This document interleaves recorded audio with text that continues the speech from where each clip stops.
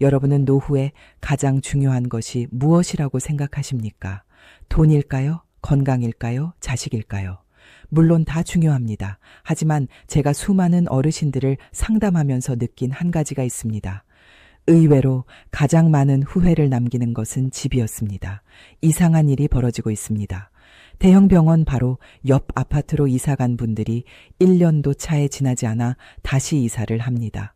퇴직금으로 전원주택을 지은 분들이 6개월 만에 도시로 돌아옵니다. 수천만 원을 들여 실버타운에 입주한 분들이 계약을 중도 해지하고 나옵니다. 집은 좋았습니다. 새 건물이었고 넓었고 전망도 좋았습니다. 그런데 살 수가 없었다고 합니다. 왜 이런 일이 반복될까요? 노후의 집은 단순한 건물이 아닙니다. 그 집이 하루의 기분을 만들고, 그 집이 인간관계를 만들고, 그 집이 건강을 좌우합니다.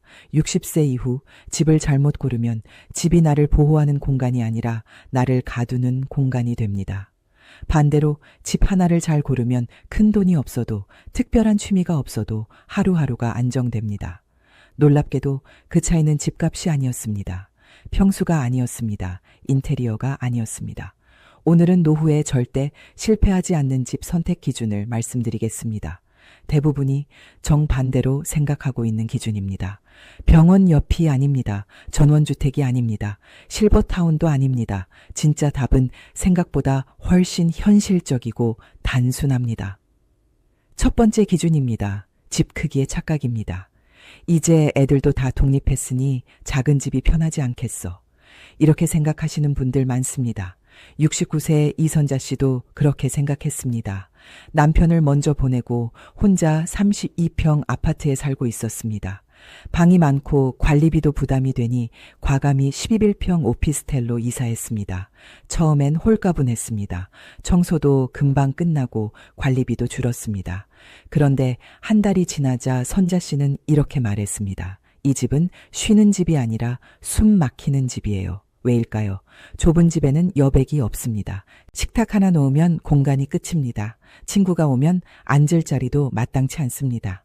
물건은 계속 생기는데 둘 공간은 없고 버리려니 마음이 쓰이고 결국 집이 아니라 창고가 되어버립니다. 무엇보다 심리적 여유가 사라집니다. 공간이 좁아지면 생각도 좁아집니다. 하루 종일 같은 벽만 바라보게 됩니다. 반대로 큰 집은 어떨까요? 67세 정경호 씨는 언젠가 자식들이 다 모이면 넓은 집이 필요하겠지 생각하며 40평 아파트를 유지했습니다. 1년 동안 자녀들이 집에 와서 잔날은 명절 포함 열흘도 되지 않았습니다. 나머지 355일은 빈방 3개를 바라보며 살았습니다. 청소는 힘들고 관리비는 매달 부담이고 난방비는 방 하나도 안 써도 계속 나갑니다. 사람이 없는데 방만 많으면 이상하게 더 쓸쓸해집니다. 전문가들이 권하는 노후 적정 평수는 20평에서 25평입니다. 방 2개 거실 하나 부엌과 욕실 부부가 살기에도 충분하고 자녀가 잠시 방문해도 불편하지 않은 구조입니다. 무엇보다 관리가 가능합니다. 청소가 무리되지 않고 관리비가 감당 가능하고 공간이 답답하지 않습니다. 노후의 집은 과시용이 아닙니다. 관리 가능한 크기가 정답입니다. 그렇다면 어디에 있어야 할까요? 많은 분들이 병원 옆을 떠올립니다. 혹시 모를 상황을 대비해서 말입니다. 72세 박명숙 씨는 종합병원 바로 맞은편으로 이사했습니다. 앰뷸런스 소리가 하루에도 수십 번 들립니다. 처음엔 안심이 되었습니다. 그런데 어느 날부터 사이렌 소리가 공포가 되었습니다. 저 소리가 언젠가 나를 실어가는 소리가 되면 어떡하지? 병원이 가까워서 안심이 아니라 병원이 가까워서 매일 죽음을 떠올리게 된 겁니다. 결국 8개월 만에 이사했습니다. 이번엔 복지관 근처였습니다. 걸어서 7분 거리였습니다. 아침엔 요가 수업, 점심은 복지관 식당, 오후엔 스마트폰 강좌, 저녁엔 산책 모임. 명숙 씨는 이렇게 말했습니다. 여긴 기다리는 곳이 아니라 살아가는 곳이에요. 환경은 생각보다 강력합니다. 매일 보는 것이 생각을 만듭니다. 병원은 아플 때 가는 곳입니다. 매일 보며 살 곳은 아닙니다. 복지관은 다릅니다. 사람이 있고 활동이 있고 밥이 있고 대화가 있습니다. 복지관은 노년의 생활 인프라입니다. 교육 프로그램, 운동 수업, 디지털 강좌, 저렴한 점심 식사 안부 확인 서비스. 이 모든 것이 가까이에 있으면 삶이 무너지지 않습니다. 노후의 집은 병원 옆이 아니라 사람 옆이어야 합니다. 복지관만 가까우면 다 해결될까요? 그렇지 않습니다. 집 주변에는 반드시 세 가지가 더 필요합니다. 첫 번째는 사람입니다. 사람은 혼자 오래 버티기 어렵습니다. 젊을 때는 혼자 있는 시간이 자유였지만 노후에는 고립이 됩니다. 70세 강태수 씨는 은퇴 후 조용한 동네로 이사했습니다. 처음엔 조용해서 좋았습니다. 그런데 한 달이 지나자 하루 종일 한마디도 하지 않는 날이 생겼습니다. 마트에 가도 엘리베이터를 타도 누구와도 눈을 마주치지 않습니다. 태수 씨는 이렇게 말했습니다. 입을 안 쓰니까 머리도 멈추는 것 같아요. 실제로 연구에 따르면 사회적 교류가 거의 없는 노인은 사망 위험이 크게 높아진다고 합니다. 대단한 관계가 필요하지 않습니다. 엘리베이터에서 인사하는 이웃, 공원에서 마주치는 얼굴, 복지관에서 이름을 불러주는 사람, 그 정도면 충분합니다. 두 번째는 걷기, 환경입니다. 운동은 의지의 문제가 아니라 환경의 문제입니다. 집 앞에 나무가 있고 벤치가 있고 햇빛이 들고 차가 많지 않은 길이 있어야 걷게 됩니다.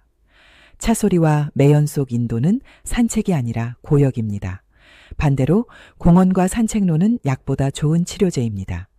걷기는 심장병 예방, 당뇨 관리, 혈압 조절, 우울증 완화, 불면 개선, 이 모든 것에 영향을 줍니다. 노후의 집은 공원과 가까워야 합니다. 세 번째는 1차 의료기관입니다. 대형 병원이 아닙니다. 동네 의원입니다. 걸어서 10분 안에 가정의학과나 내과가 있다면 이상적입니다. 감기, 소화불량, 혈압 관리, 이런 일상적인 문제는 동네 의원이 해결해 줍니다. 약국도 중요합니다. 걸어서 9분 이내에 약국이 있으면 약 받는 일이 부담이 되지 않습니다. 노후의 집은 병원 바로 옆이 아니라 생활 의료권 안에 있어야 합니다.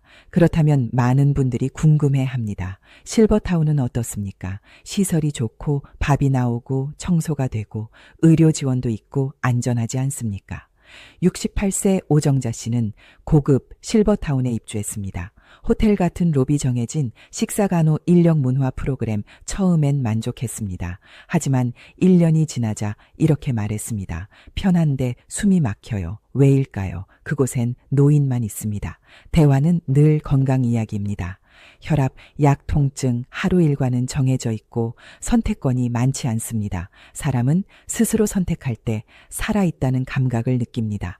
무엇을 먹을지, 어디를 갈지, 누구를 만날지, 이 작은 선택이 삶의 활력을 만듭니다. 실버타운은 돌봄이 꼭 필요한 분에게는 좋은 대안입니다. 하지만 아직 스스로 생활이 가능한 분이라면 다양한 세대가 섞여 있는 일반 주거 공간이 훨씬 건강합니다. 엘리베이터에서 아이를 마주치고 직장인을 마주치고 시니어를 마주치는 공간, 그곳이 살아있는 공간입니다. 그리고 또 하나의 로망이 있습니다. 전원주택입니다. 퇴직 후 산 좋고 물 좋은 곳에서 텃밭을 가꾸며 살고 싶다는 분들이 많습니다. 71세 박준호 씨도 그 꿈을 실현했습니다.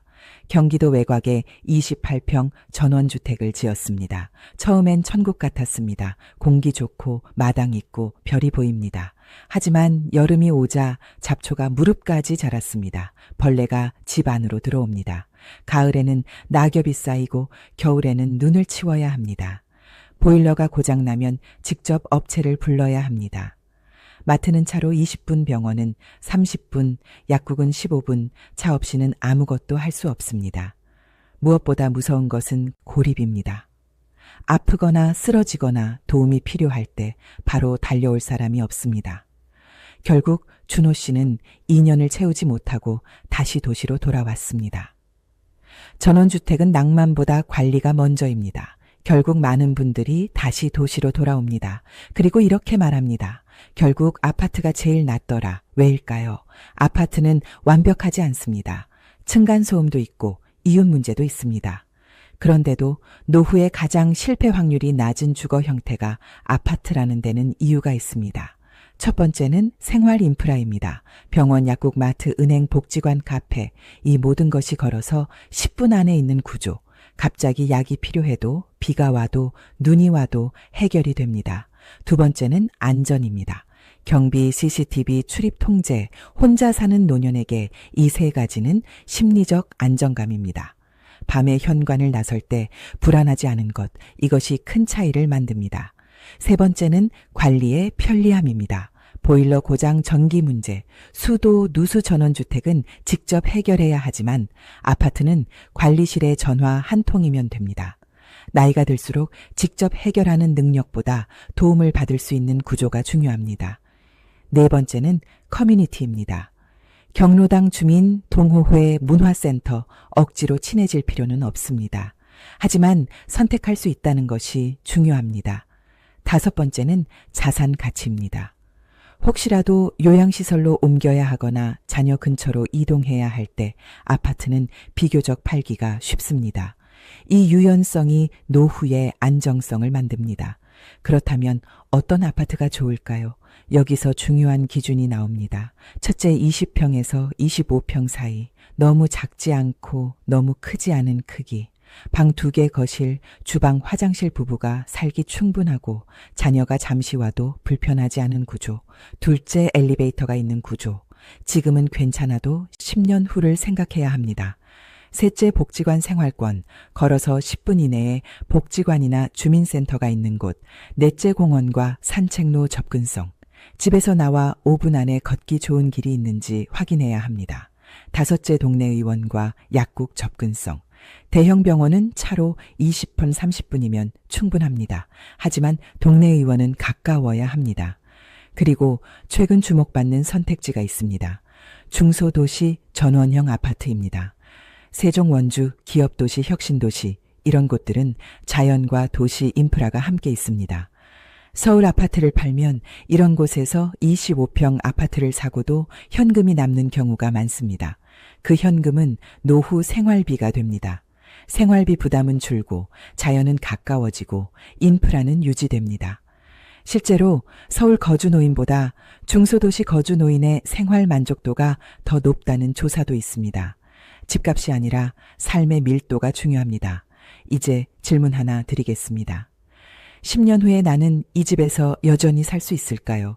계단을 오를 수 있을까요? 눈이 와도 불안하지 않을까요? 혼자 아플 때 병원에 갈 수 있을까요? 집은 지금의 나를 위한 공간이 아니라 미래의 나를 위한 안전장치입니다. 지금 당장 이사하지 않아도 괜찮습니다. 하지만 머릿속의 기준은 분명해야 합니다. 큰 집이 아니라 관리 가능한 집, 병원 옆이 아니라 복지관 옆, 전원주택이 아니라 생활 인프라가 갖춰진 공간, 고립이 아니라 적당한 연결, 선택권이 있는 삶. 많은 분들이 묻습니다. 그럼 실버타운은 절대 안 됩니까? 전원주택은 절대 안 됩니까? 그렇지 않습니다. 다만 준비 없는 선택은 위험합니다. 전원주택을 원한다면 최소 2년은 월세로 살아보십시오. 실버타운을 고려한다면 3개월 체험 입주를 해보십시오. 돌아올 수 있는 선택을 먼저 하십시오.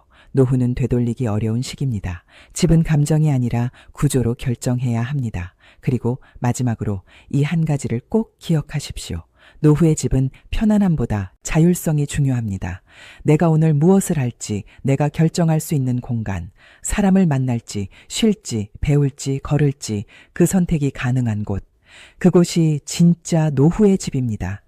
여러분의 마지막 집은 병원 냄새 나는 곳이 아니라 사람 냄새 나는 곳이길 바랍니다. 여러분의 하루가 기다려지는 공간이길 바랍니다. 많은 분들이 이렇게 말씀하십니다. 그래도 나는 조용한 곳이 좋아. 사람 많은 건 싫어. 맞는 말씀입니다. 나이가 들수록 소음이 피곤합니다. 관계도 줄이고 싶어집니다. 그런데 여기서 한 가지를 생각해 보셔야 합니다. 조용함과 고립은 다릅니다. 조용한 건 선택입니다. 고립은 상황입니다. 내가 원할 때 사람을 만날 수 있는 조용함은 평화입니다. 그런데 아무리 원해도 만날 사람이 없는 조용함은 외로움입니다. 이 차이가 노후를 갈라놓습니다. 어떤 어르신은 이런 말씀을 하셨습니다. 집은 조용한데 마음이 시끄럽다. 왜일까요? 아무도 초인종을 누르지 않기 때문입니다. 엘리베이터에서 인사를 나눌 사람이 없기 때문입니다. 아프다고 말할 대상이 없기 때문입니다. 노후의 집은 벽이 아니라 관계의 반경입니다. 반경이 너무 좁으면 숨이 막힙니다. 반경이 너무 넓으면 관리하지 못합니다. 그래서 적당한 연결이 필요합니다. 집을 고를 때 이 질문을 해보셔야 합니다. 이 동네에 내가 자연스럽게 섞일 수 있는 공간이 있는가? 카페가 있는가? 복지관이 있는가? 공원이 있는가? 주민 모임이 있는가? 굳이 참여하지 않아도 됩니다. 다만 존재해야 합니다. 선택지가 있다는 것. 그것이 심리적 안전망입니다. 그리고 또 하나 중요한 기준이 있습니다. 집은 단순히 공간이 아닙니다. 집은 에너지의 방향입니다. 병원 옆에 살면 매일 응급차 소리를 듣습니다. 전원주택에 살면 매일 관리 걱정을 합니다. 실버타운에 살면 매일 노화의 속도를 체감합니다. 그런데 복지관 옆에 살면 매일 사람을 봅니다. 공원 옆에 살면 매일 햇빛을 봅니다. 주상복합에 살면 매일 세대가 섞이는 걸 봅니다. 무엇을 매일 보느냐가 삶의 분위기를 만듭니다. 노후는 분위기 싸움입니다. 불안한 분위기에서 행복을 기대하기 어렵습니다. 활기 있는 분위기에서 무기력하게 살기 어렵습니다. 여기서 많은 분들이 놓치는 것이 있습니다. 지금은 건강하니까 괜찮다. 지금은 운전하니까 괜찮다. 그런데 노후의 집은 지금 기준으로 고르면 안 됩니다. 10년 후 운전을 못하게 되면 어떡합니까? 눈이 침침해지면 어떡합니까? 무릎이 약해지면 어떡합니까? 차가 있어야 움직일 수 있는 구조는 노후에는 위험합니다. 도보 생활권이 핵심입니다. 걸어서 해결 가능한 구조. 이것이 진짜 안정입니다. 집에서 나와 약국까지 5분, 의원까지 7분, 공원까지 3분, 복지관까지 8분. 이 동선이 머릿속에 그려져야 합니다. 차로 안 5분은 의미가 없습니다. 걸어서 5분이 중요합니다. 또 하나의 기준이 있습니다. 집은 관리 가능한 구조여야 합니다. 지금은 괜찮습니다. 그런데 70대 후반이 되면 집안일이 무거워집니다. 큰 평수는 청소가 부담이 됩니다. 마당은 짐이 됩니다. 계단은 위험이 됩니다. 그래서 20평대가 안정선입니다. 너무 작으면 숨이 막히고 너무 크면 감당이 안 됩니다. 방 2개면 충분합니다. 하나는 침실, 하나는 여유 공간. 책을 두어도 되고 손주가 와도 되고 취미 공간으로 써도 됩니다. 공간은 숨 쉴 틈을 줘야 합니다. 그리고 마지막으로 중요한 기준. 집은 팔기 쉬워야 합니다. 이 말이 서운하게 들릴 수 있습니다. 하지만 노후에는 예상치 못한 상황이 많습니다. 요양이 필요할 수도 있고 자녀 근처로 옮겨야 할 수도 있습니다. 전원주택은 팔기 어렵습니다. 수요가 적기 때문입니다. 실버타운은 되돌릴 수 없습니다. 아파트는 다릅니다. 유동성이 있습니다. 노후는 유연성이 곧 안정입니다. 정리해 보겠습니다. 노후의 집은 크지 않아야 합니다. 병원 옆이 아니라 복지관과 공원 옆이어야 합니다. 고립된 전원주택이 아니라 생활 인프라가 있는 곳이어야 합니다. 시설이 완벽한 실버타운이 아니라 선택권이 있는 일반 주거 공간이어야 합니다. 도보 생활권이어야 합니다. 관리 가능한 구조여야 합니다. 팔기 쉬운 자산이어야 합니다. 집은 여러분의 남은 20년을 결정합니다. 지금 당장 이사하지 않아도 됩니다. 그러나 기준 없이 사는 것은 위험합니다. 집을 바꾸는 순간 삶의 방향이 바뀝니다. 그리고 그 방향은 한번 틀어지면 되돌리기 어렵습니다. 여러분의 마지막 집은 편의 시설이 많은 곳이 아니라 삶이 흐르는 곳이어야 합니다. 아침에 눈을 뜨면 오늘 나가볼까 싶은 곳, 창밖을 보면 사람이 보이는 곳, 초인종이 울리지 않아도 밖으로 나가면 사람이 있는 곳, 그곳이 죽을 때까지 걱정 없이 살 수 있는 집입니다. 이제 마지막으로 한 가지만 더 짚어보겠습니다. 노후의 집은 편한 곳이 아니라 안심되는 곳이어야 합니다. 편함은 익숙함에서 옵니다. 그러나 안심은 구조에서 나옵니다.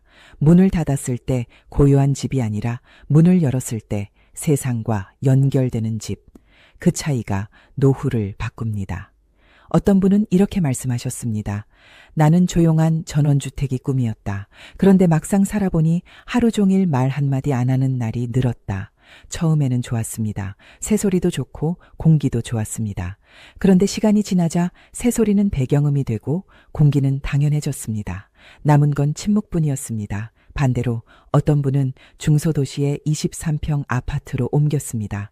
아침마다 엘리베이터에서 아이들 학교 가는 소리를 듣고, 마트에서 직원과 인사를 나누고, 복지관에서 프로그램 하나 듣고, 공원 벤치에서 햇빛을 봤습니다.